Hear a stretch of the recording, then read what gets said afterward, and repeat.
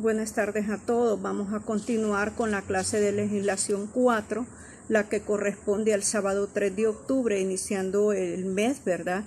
Y en la cual me disculpo porque en el video anterior no me pude ya despedir de ustedes, pero nos habíamos quedado viendo el vencimiento del plazo, ¿verdad? De la excepción de totales de los usuarios y que tenían derecho a un plazo adicional de 5 años.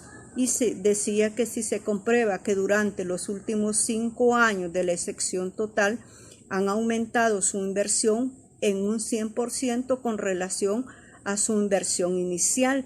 Este incremento en las inversiones deberán realizarse en la compra de terrenos y en la construcción de edificaciones y en la adquisición de maquinaria y equipo vinculadas a la actividad autorizada. Entonces le dice que si puede comprobar, ¿verdad?, que el 100% se han adquirido nuevos bienes, ¿verdad?, para construir y se han hecho edificaciones dentro de esa zona franca, entonces, y se han adquirido maquinarias, entonces, ¿verdad?, allí va a cambiar la situación y le va a poder dar otra clase de secciones. Y nos dice que también el Ministerio de Economía deberá incorporar en el acuerdo que emita con ocasión de la autorización de un usuario el detalle de aquellos bienes que no se consideren necesarios para la ejecución de las actividades autorizadas con su respectiva nomenclatura arancelaria de forma particular o en general, utilizando secciones, capítulos, partidas o subpartidas según corresponda. Dice que también, ¿verdad?, debe detallar en el acuerdo que cuáles son, ¿verdad?, aquellas materias primas y aquellas que va a utilizar dentro de esta zona franca y que tiene que ubicarla dentro de las partidas arancelarias para tener un detalle en específico a la hora de la autorización. También dice que el usuario podrá solicitar al Ministerio de Economía modificaciones al detalle de bienes relacionados en el inciso anterior, expresando la causa que lo motiva, y el Ministerio emitirá un acuerdo respectivo dentro del plazo de 20 días hábiles, previa opinión del Ministerio de Hacienda, en el que deberá rendirle en el plazo de 15 días hábiles contados a partir de la fecha en que haya sido requerida. Entonces, lo que le dice de que él puede solicitar al Ministerio de Economía todas esas partidas arancelarias en específico de las materias primas que va a utilizar. Viene el Ministerio de Economía y le manda a oír a la Dirección de Aduanas. La Dirección de Aduanas se lo manda a oír en 20 días y la Dirección de Aduanas tiene 15 días para contestarle al Ministerio de Economía según el giro o las operaciones que va a realizar en la zona franca, serán autorizadas o no serán autorizadas. Y luego sigue diciendo: y una vez presentada la solicitud de modificación al detalle de bienes considerados no necesarios para la ejecución de la actividad de la empresa, el titular podrá importar bajo el régimen de bienes cuya modificación ha solicitado con suspensión en el pago de los derechos e impuestos durante el periodo en que se procede a la solicitud. O sea, si él quiere modificar o quiere ampliar, ¿verdad?, la solicitud que tenía en el primer acuerdo, porque ahora va a crear necesita materias primas para crear un bien terminado, pide la autorización de esa modificación del detalle. Y dice para la exoneración del impuesto, ¿verdad?, lógicamente, si la resolución fuere aceptada, se retrotraerá a la fecha del registro de la respectiva declaración de mercancía, y si fuere denegada en todo o en parte el usuario, deberá pagar inmediatamente los derechos e impuestos correspondientes a los bienes cuya modificación fuere denegada. En este caso, si la Dirección de Aduanas le autoriza, ¿verdad?, todas esas partidas arancelarias de las mercancías, de la materia prima que va a utilizar para seguir sus operaciones, se la autoriza, se lo va a aplicar a las declaraciones de mercancías que ya tenía. O de lo contrario, si le deniega esas partidas arancelarias, lo que le corresponderá sería pagar los impuestos sobre esas materias primas. Y dice que la Dirección General de Aduanas implementará los medios electrónicos que garanticen la operatividad mecanizada de la aplicación del detalle de bienes no necesarios al momento del teledespacho de las declaraciones de mercancías o otros medios equivalentes que determine dicha dirección y su consecuente pago de los derechos e impuestos sobre dichos bienes.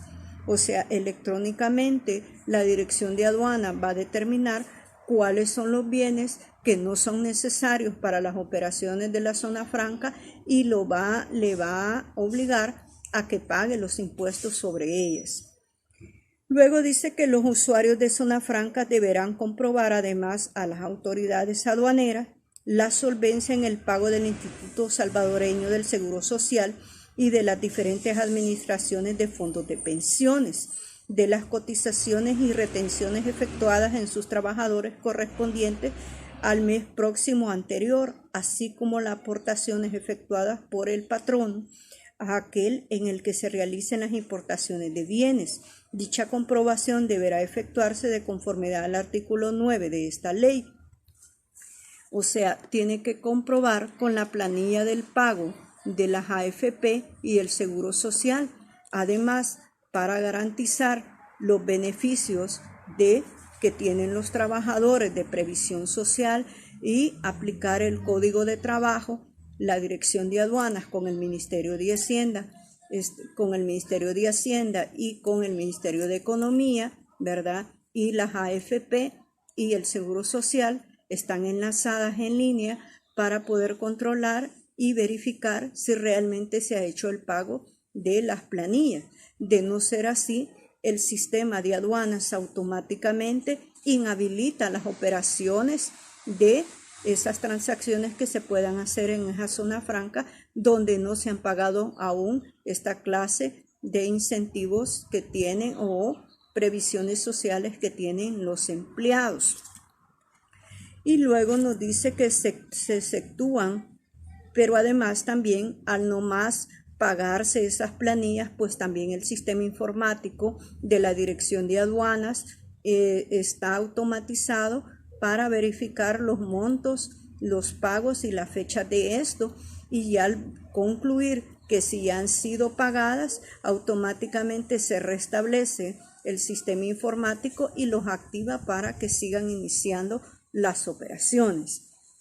Y luego nos dice que se exceptúan de los beneficios contenidos en los literales A, B y C del presente artículo la adquisición de los bienes y servicios siguientes. Entonces aquí le está diciendo cuáles son las excepciones de que no se pueden, ¿verdad?, establecer beneficios sobre esta clase de productos. Y le hace un detalle, mire, todo esto no tiene excepción por la ley de zonas francas. Y sobre todo esto, si usted los quiere ingresar, tiene que comprobar el pago de los impuestos o la legal tenencia, ya sea por una factura o por la declaración o la DUCA con que ha pagado los impuestos. Y todos estos que vamos a mencionar en este momento no están exentos de impuestos y deben de pagar los impuestos. Y por eso les digo que la ley es bien compleja y es bien larga, ¿verdad? Y a veces es hasta extenuante leer todo, pero la ley quiso detallar cada uno de estos elementos para que no haya un equívoco ni por parte del funcionario de aduanas ni por el usuario de zonas francas. Y empieza y dice: los artículos de adquisición de los bienes y servicios siguientes: alimentación y bebidas, excepto agua envasada, o sea, ya le está diciendo, excepto el agua envasada, sí la vamos a dejar introducir a las zonas francas o depósitos para perfeccionamiento activo sin pagar impuestos. Pero luego dice, pero los productos que contengan tabaco, bebidas alcohólicas, arrendamientos de viviendas, muebles, enseres del hogar, artículos suntuarios o de lujo, vehículos para transporte de personas de forma individual o colectiva y mercancías y servicios de hoteles, en cuyo caso su ingreso a las zonas francas estará supeditado a la presentación de la declaración de mercancías definitiva a pago. Si se tratare de mercancías extranjeras o la presentación de los comprobantes de crédito fiscal, o factura a consumidor final. Entonces ya le dice, mire, sí los puede ingresar, pero usted me va a comprobar con todos estos documentos la legal tenencia, usted me va a comprobar el pago de los impuestos de esto. Y luego sigue diciendo, las personas, artículos de lujo, vehículos, decía, de hoteles, cuyo caso su ingreso en las zonas francas, dice, y además si se tratare de compra de dichos bienes en el mercado local, en los cuales conste que se ha pagado el impuesto correspondiente, salvo que las actividades beneficiadas requiera de dichos bienes o servicios para la producción, ensamble, maquila, manufactura, procesamiento, transformación, comercialización, en cuyo caso deberá ser del conocimiento del Ministerio de Economía al momento de solicitar la autorización necesaria para operar, debiendo dicho ministerio consignarlo en el respectivo acuerdo que emita el usuario. Entonces le dice de que hay algunos que podrían permitirse ingresar, pero siempre y cuando pueda comprobarle al Ministerio de Economía que son necesarios para la productividad y que además sean aprobados en el acuerdo y sean detallados dentro del acuerdo, ¿verdad?, ejecutivo, el cual será publicado. Y el artículo 17A dice que las personas naturales o jurídicas que soliciten ser calificadas como usuarios de zonas francas de conformidad a lo establecido en esta ley deberán cumplir al menos con uno de los requisitos siguientes. Aquí le está dando requisitos específicos que deben de cumplir todos aquellos que quieran ser autorizados como usuarios de zonas francas. Y dice que una inversión inicial en activo fijo por un monto igual o mayor de $500,000 de los Estados Unidos de América, alcanzables en los primeros 2 años de operaciones. Este es uno de los requisitos que debe de cumplir para ser beneficiario como usuario de zonas francas. Luego dice operar con un número igual o mayor de 50 puestos de trabajo permanentes desde el primer año de operaciones, y gradualmente le está diciendo que él tiene que comprobar, ¿verdad?, por un precepto constitucional que está contratando la mayor parte de salvadoreños. Y luego el C dice operar con un número igual o mayor de 5 puestos de trabajo permanentes desde el primer año de operaciones en el caso de comercializadora. Ahora ya entra a hablar de las comercializadoras y le da un porcentaje también. Y dice, cuando el Ministerio de Economía determine que ha existido incumplimiento del requisito establecido en el literal A, que hablábamos de la inversión inicial, ¿verdad?, de este artículo se le revocará el acuerdo de autorización al usuario. Entonces, tengan cuidado con eso y pónganle atención que dice que cuál sería una forma de revocar una autorización por el incumplimiento del literal A, ¿verdad?, del literal A del artículo 17A, que es de la inversión inicial. Y luego nos dice que dice, la resolución será declarada mediante resolución emitida por el Ministerio de Economía y se tramitará de acuerdo al procedimiento establecido en el artículo 48 de la presente ley. O sea, para hacer esta clase de incumplimientos y para emitir una revocatoria, primero, ¿verdad?, va a emitir una resolución en la que conste las razones de por qué se está revocando esa autorización. Y luego dice que en el caso del incumplimiento de los literales B y C de este artículo se les suspenderá.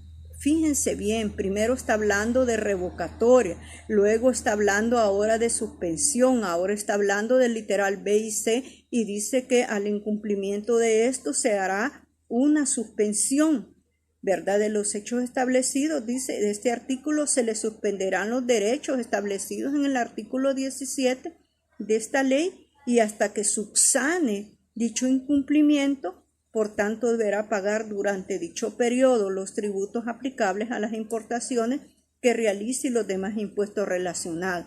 O sea, mientras esté suspendido, ¿verdad?, no tendrá ninguna excepción por la ley y tendrá que pagar por ese periodo de la suspensión todos los impuestos que debe de pagar, como las tasas municipales también. Y dice que la suspensión será declarada mediante resolución emitida por el Ministerio de Economía y se tramitará de acuerdo al procedimiento que se encuentra establecido en el artículo 48 de la presente ley. Y dice que en ambos casos el Ministerio de Economía notificará de inmediato al Ministerio de Economía para los efectos correspondientes, ¿verdad? Entonces, porque aquí también tiene que hacerle del conocimiento a la Dirección General de Aduanas. Y dice que las personas naturales o jurídicas que soliciten ser calificadas como usuarios de zonas francas para operar invernaderos, laboratorios, deberán cumplir con los requisitos siguientes. Si ya estamos hablando de invernaderos o estamos hablando también, ¿verdad?, de laboratorios, deben de cumplir otros requisitos diferentes a todas las otras clases de mercancías que nosotros conocemos. Y dice que la inversión inicial en activo, fíjense bien, aquí estaba hablando de laboratorios, estaba hablando de invernaderos, y dice que para la inversión para esa clase de operaciones que se van a realizar, debe de una inversión inicial en activo fijo por un monto igual o mayor de $100,000 de los Estados Unidos de América en el primer año de operaciones. O sea, esa es la inversión o el monto que debe de utilizar para operar esa clase de laboratorios o invernaderos. Y luego el B dice operar con un número igual o mayor de 15 puestos de trabajo permanentes. Y C, disponer en una área mínima de 5,000 metros cuadrados en el caso de invernaderos y de 1,000 metros cuadrados en el caso de laboratorio. Aquí hasta ya le está determinando o le está limitando para hacer esa clase de operaciones cuál es el perímetro que necesita. Y el D, una estructura administrativa financiera formal. Entonces, si ustedes pueden observar, los requisitos cambian dependiendo del giro o las operaciones que se estén realizando. Y dice que cuando el Ministerio de Economía determine el incumplimiento del requisito establecido en el literal A de este artículo, se revocará el acuerdo de autorización al usuario. Aquí está hablando de la inversión, ¿verdad? Que le revocará esa autorización si la inversión no es la que está establecida en el literal A. Y luego dice, la revocación será declarada mediante resolución emitida por el Ministerio de Economía y se transmitirá de acuerdo al procedimiento que se encuentra establecido en el artículo 48 de la presente ley. Y lo que hace el 48 es que le dice todo el procedimiento, ¿verdad?, que se va a seguir para esa revocatoria. Y también dice que en el caso del incumplimiento a lo establecido en los literales B y C y D anteriormente descritos, se le suspenderán los derechos establecidos en los artículos 17 de esta ley hasta que subsane dicho incumplimiento. Por tanto, deberá pagar durante dicho periodo los tributos aplicables a las importaciones que realice y los demás impuestos relacionados. En el plazo de la suspensión no interrumpe el cómputo del plazo total de los beneficios. Si ustedes lo miran, cuando estábamos hablando de los usuarios de zona franca, viene siendo similar, ¿verdad?, también a las operaciones que se realicen en los que hemos mencionado. Y habla que la suspensión, ¿verdad?, hoy está hablando de la suspensión, será declarada mediante la resolución emitida por el Ministerio de Economía y transmitida de acuerdo al procedimiento establecido en el artículo 48, que les decía que en ese está todo el procedimiento. Y dice que en ambos casos el Ministerio de Economía modificará de inmediato al Ministerio de Hacienda, le notificará, y que al final el que es el del control y la vigilancia es la Dirección General de Aduanas. Y el 17B nos dice que los titulares de las empresas dedicadas a la fabricación de microprocesadoras, circuitos integrados, partes de vehículos terrestres, aéreos, marítimos, piezas o equipos de computadora y dispositivos médicos, equipos para la generación de energía que se instalen en una zona franca, tendrán derecho a un plazo adicional de 5 años. Entonces, todos los que se dediquen a lo que acabamos de mencionar, la ley le dice que tendrá ese plazo más del ya establecido, ¿verdad? Le va a dar 5 años más de la excepción total del pago de los impuestos sobre la renta municipal y de los impuestos municipales o las tasas municipales. Y dice aquellos titulares de empresas cuya actividad industrial haya sido declarada como estratégica mediante un acuerdo emitido por el órgano ejecutivo en el ramo de economía y que se encuentren autorizados para operar bajo el régimen de zonas francas tendrán derecho a un plazo de 10 años adicionales de la excepción total del pago del impuesto sobre la renta de los impuestos municipales. Aquí ya va aumentando el plazo que le da para esta clase de operaciones porque se supone que son especiales y le dice que estas son estratégicas, ¿verdad? Bueno, en esta oportunidad nos vamos a quedar hasta el artículo 17b y en la próxima clase, ¿verdad? Vamos a seguir con el artículo 18, donde vamos a ver ya los depósitos para perfeccionamiento activo y cómo son también las autorizaciones, las excepciones que tienen ellos, ¿verdad? Las responsabilidades ya dentro de la ley. Bueno, cuídense, que Dios me los bendiga, nos seguimos viendo.